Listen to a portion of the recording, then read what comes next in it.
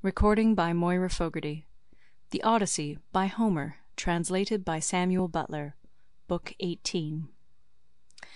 Now there came a certain common tramp who used to go begging all over the city of Ithaca, and was notorious as an incorrigible glutton and drunkard. This man had no strength nor stay in him, but he was a great hulking fellow to look at. His real name, the one his mother gave him, was Arneus, but the young men of the place called him Irus, because he used to run errands for any one who would send him. As soon as he came, he began to insult Ulysses, and to try and drive him out of his own house. "Be off, old man," he cried, "from the doorway, or you shall be dragged out neck and heels. Do you not see that they are all giving me the wink, and wanting me to turn you out by force? Only I do not like to do so. Get up, then, and go of yourself, or we shall come to blows." Ulysses frowned on him and said, "My friend, I do you no manner of harm. People give you a great deal, but I am not jealous. There is room enough in this doorway for the pair of us, and you need not grudge me things that are not yours to give. You seem to be just such another tramp as myself, but perhaps the gods will give us better luck by and by. Do not, however, talk too much about fighting, or you will incense me, and old though I am, I shall cover your mouth and chest with blood. I shall have more peace tomorrow if I do, for you will not come to the house of Ulysses any more." Irus was very angry, and answered, "You filthy glutton, you run on trippingly like an old fish fag. I have a good mind to lay both hands about you and knock your teeth out of your head, like so many boars' tusks. Get ready, therefore, and let these people here stand by and look on. You will never be able to fight one who is so much younger than yourself." Thus roundly did they rate one another on the smooth pavement in front of the doorway, and when Antinous saw what was going on he laughed heartily, and said to the others, "This is the finest sport that you ever saw. Heaven never yet sent anything like it into this house. The stranger and Irus have quarrelled, and are going to fight. Let us set them on to do so at once." The suitors all came up laughing, and gathered round the two ragged tramps. "Listen to me," said Antinous. "There are some goats' paunches down at the fire, which we have filled with blood and fat, and set aside for supper. He who is victorious, and proves himself to be the better man, shall have his pick of the lot. He shall be free of our table, and we will not allow any other beggar about the house at all." The others all agreed, but Ulysses, to throw them off the scent, said, "Sirs, an old man like myself, worn out with suffering, cannot hold his own against a young one. But my irrepressible belly urges me on, though I know it can only end in my getting a drubbing. You must swear, however, that none of you will give me a foul blow to favour Irus, and secure him the victory." They swore as he told them, and when they had completed their oath, Telemachus put in a word and said, "Stranger, if you have a mind to settle with this fellow, you need not be afraid of any one here. Whoever strikes you will have to fight more than one. I am host, and the other chiefs, Antinous and Eurymachus, both of them men of understanding, are of the same mind as I am." Every one assented, and Ulysses girded his old rags about his loins, thus baring his stalwart thighs, his broad chest and shoulders, and his mighty arms. But Minerva came up to him and made his limbs even stronger still. The suitors were beyond measure astonished, and one would turn towards his neighbour, saying, "This stranger has brought such a thigh out of his old rags that there will soon be nothing left of Irus." Irus began to be very uneasy as he heard them, but the servants girded him by force, and brought him into the open part of the court in such a fright that his limbs were all of a tremble. Antinous scolded him and said, "You swaggering bully, you ought never to have been born at all if you are afraid of such an old broken down creature as this tramp is. I say therefore, and it shall surely be, if he beats you and proves himself the better man, I shall pack you off on board ship to the mainland, and send you to King Echetus, who kills every one that comes near him. He will cut off your nose and ears, and draw out your entrails for the dogs to eat." This frightened Irus still more, but they brought him into the middle of the court, and the two men raised their hands to fight. Then Ulysses considered whether he should let drive so hard at him as to make an end of him then and there, or whether he should give him a lighter blow that should only knock him down. In the end he deemed it best to give the lighter blow, for fear the Achaeans should begin to suspect who he was. Then they began to fight, and Irus hit Ulysses on the right shoulder, but Ulysses gave Irus a blow on the neck under the ear that broke in the bones of his skull, and the blood came gushing out of his mouth.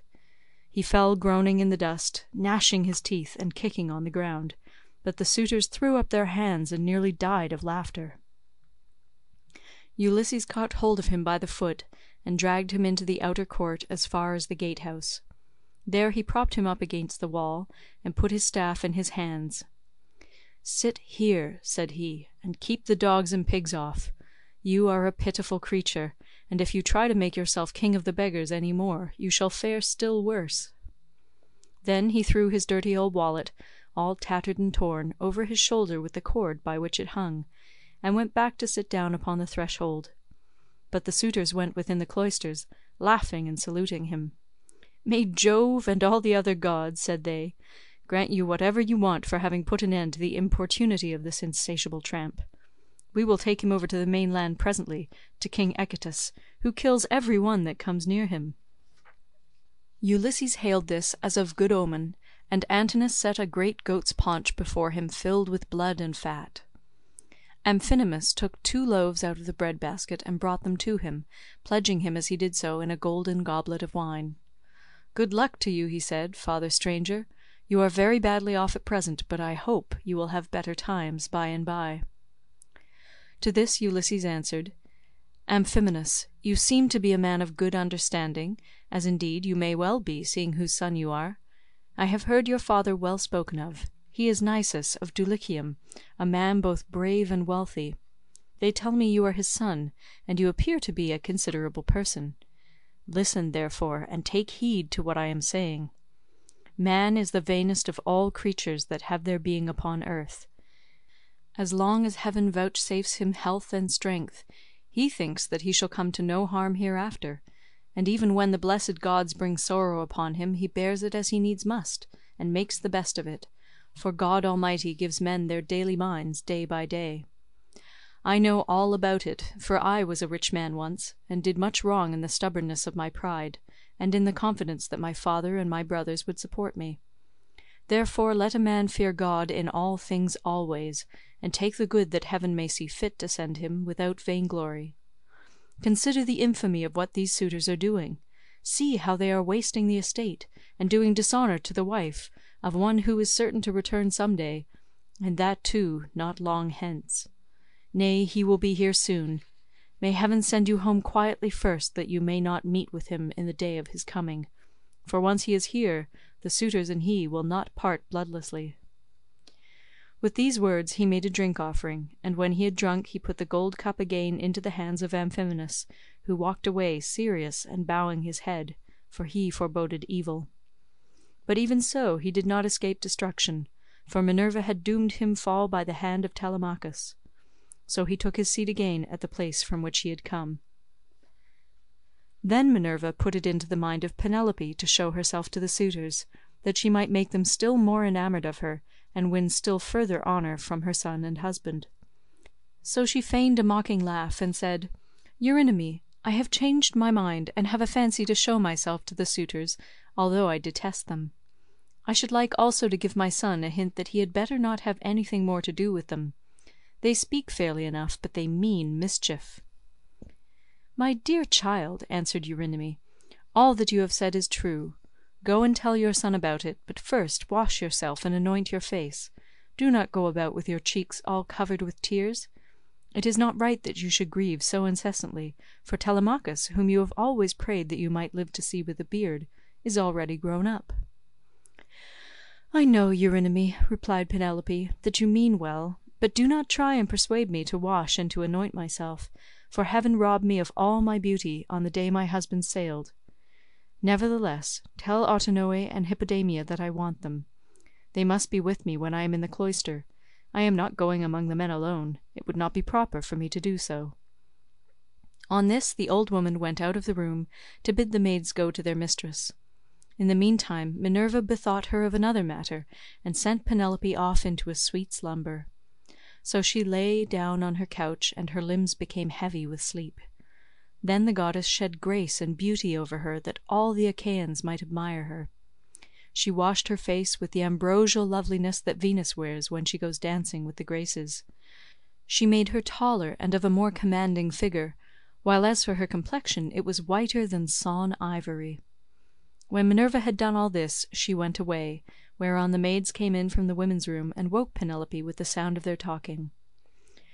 "Oh, what an exquisitely delicious sleep I have been having," said she, as she passed her hands over her face. "In spite of all my misery.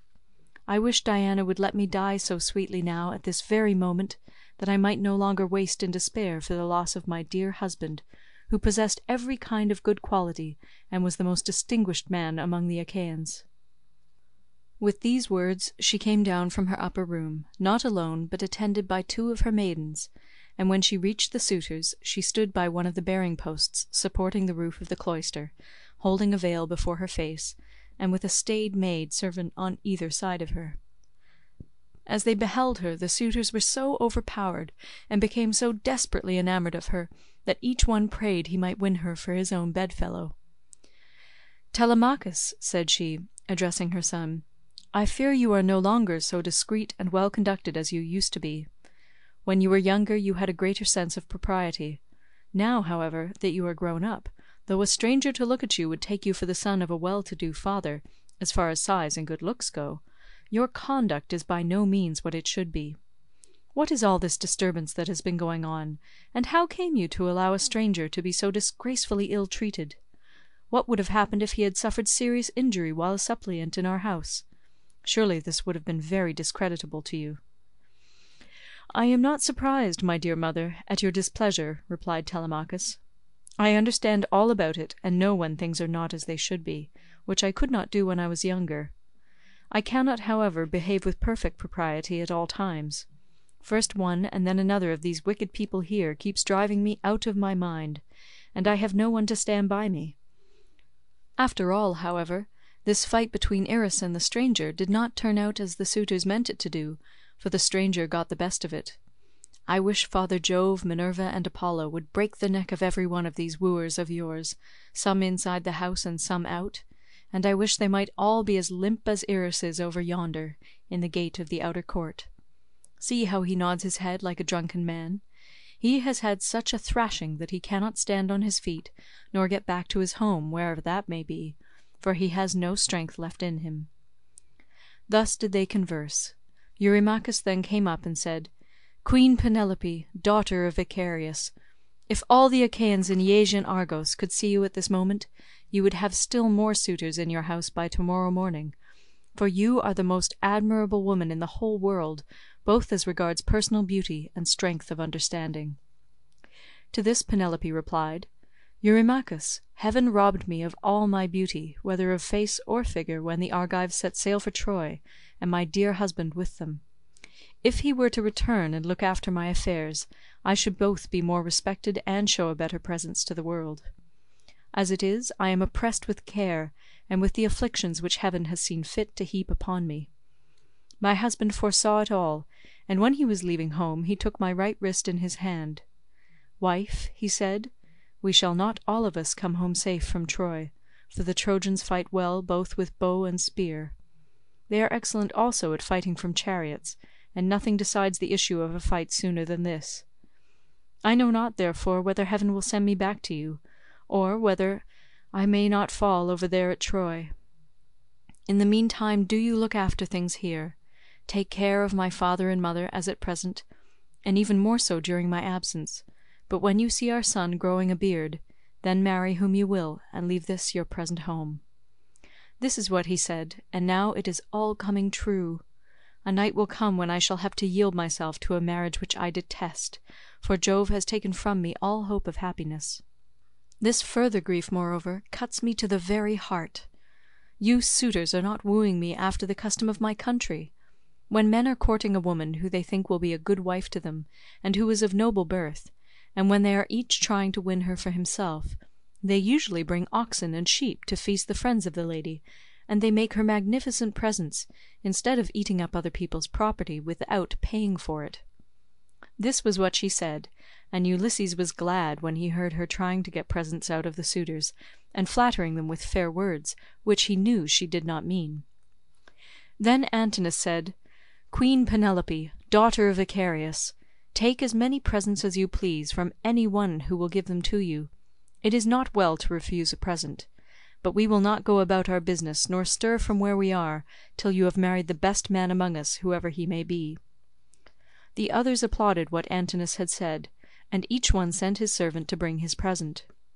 Antinous' man returned with a large and lovely dress, most exquisitely embroidered. It had 12 beautifully made brooch pins of pure gold with which to fasten it. Eurymachus immediately brought her a magnificent chain of gold and amber beads that gleamed like sunlight. Eurydamas's 2 men returned with some earrings fashioned into 3 brilliant pendants, which glistened most beautifully, while King Pisander, son of Polyctor, gave her a necklace of the rarest workmanship, and every one else brought her a beautiful present of some kind. Then the queen went back to her room upstairs, and her maids brought the presents after her. Meanwhile the suitors took to singing and dancing, and stayed till evening came. They danced and sang till it grew dark. Then they brought in 3 braziers to give light, and piled them up with chopped firewood very old and dry, and they lit torches from them, which the maids held up in turn and turn about. Then Ulysses said, "Maids, servants of Ulysses, who has so long been absent, go to the queen inside the house. Sit with her and amuse her, or spin and pick wool. I will hold the light for all these people. They may stay till morning, but shall not beat me, for I can stand a great deal." The maids looked at one another and laughed, while pretty Melantho began to gibe at him contemptuously. She was daughter to Dolius, but had been brought up by Penelope, who used to give her toys to play with, and looked after her when she was a child. But in spite of all this, she showed no consideration for the sorrows of her mistress, and used to misconduct herself with Eurymachus, with whom she was in love. "Poor wretch," said she, "are you gone clean out of your mind? Go and sleep in some smithy or place of public gossips, instead of chattering here. Are you not ashamed of opening your mouth before your betters? So many of them too. Has the wine been getting into your head, or do you always babble in this way? You seem to have lost your wits because you beat the tramp Irus. Take care that a better man than he does not come and cudgel you about the head till he pack you bleeding out of the house." "Vixen," replied Ulysses, scowling at her, "I will go and tell Telemachus what you have been saying, and he will have you torn limb from limb." With these words he scared the women, and they went off into the body of the house. They trembled all over, for they thought he would do as he said. But Ulysses took his stand near the burning braziers, holding up torches and looking at the people, brooding the while on things that should surely come to pass. But Minerva would not let the suitors for one moment cease their insolence, for she wanted Ulysses to become even more bitter against them. She therefore sent Eurymachus, son of Polybus, on to gibe at him, which made the others laugh. "Listen to me," said he, "you suitors of Queen Penelope, that I may speak even as I am minded. It is not for nothing that this man has come to the house of Ulysses. I believe the light has not been coming from the torches, but from his own head, for his hair is all gone, every bit of it." Then turning to Ulysses he said, "Stranger, will you work as a servant if I send you to the wolds and see that you are well paid? Can you build a stone fence or plant trees? I will have you fed all the year round, and will find you in shoes and clothing. Will you go then? Not you, for you have got into bad ways and do not want to work. You had rather fill your belly by going round the country begging." "Eurymachus," answered Ulysses, "if you and I were to work one against the other in early summer when the days are at their longest, give me a good scythe, and take another yourself, and let us see which will fast the longer or mow the stronger, from dawn till dark, when the mowing grass is about.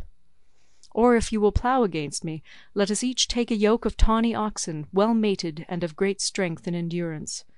Turn me into a 4-acre field, and see whether you or I can drive the straighter furrow. If again war were to break out this day, give me a shield and a couple of spears and a helmet fitting well upon my temples. You would find me foremost in the fray, and would cease your gibes about my belly. You are insolent and cruel, and think yourself a great man because you live in a little world, and that a bad one. If Ulysses comes to his own again, the doors of his house are wide, but you will find them narrow when you try to fly through them. Eurymachus was furious at all this. He scowled at him and cried, "You wretch! I will soon pay you out for daring to say such things to me, and in public too. Has the wine been getting into your head, or do you always babble in this way? You seem to have lost your wits because you beat the tramp Irus." With this he caught hold of a footstool, but Ulysses sought protection at the knees of Amphinomus of Dulichium, for he was afraid. The stool hit the cupbearer on his right hand and knocked him down. The man fell with a cry flat on his back, and his wine jug fell ringing to the ground. The suitors in the covered cloister were now in an uproar, and one would turn towards his neighbour, saying, "I wish the stranger had gone somewhere else. Bad luck to hide, for all the trouble he gives us. We cannot permit such disturbance about a beggar. If such ill counsels are to prevail, we shall have no more pleasure at our banquet." On this Telemachus came forward and said, "Sirs, are you mad? Can you not carry your meat and your liquor decently? Some evil spirit has possessed you. I do not wish to drive any of you away, but you have had your suppers, and the sooner you all go home to bed the better." The suitors bit their lips and marvelled at the boldness of his speech, but Amphinomus the son of Nisus, who was son to Aretius, said, "Do not let us take offence. It is reasonable, so let us make no answer. Neither let us do violence to the stranger, nor to any of Ulysses' servants. Let the cupbearer go round with the drink offerings, that we may make them and go home to our rest. As for the stranger, let us leave Telemachus to deal with him, for it is to his house that he is come." Thus did he speak, and his saying pleased them well, so Mulius of Dulichium, servant to Amphinomus, mixed them a bowl of wine and water, and handed it round to each of them man by man, whereon they made their drink offerings to the blessed gods. Then, when they had made their drink offerings, and had drunk each one as he was minded, they took their several ways, each of them to his own abode. End of Book 18. Read by Moira Fogarty in Toronto, Ontario, October 2006.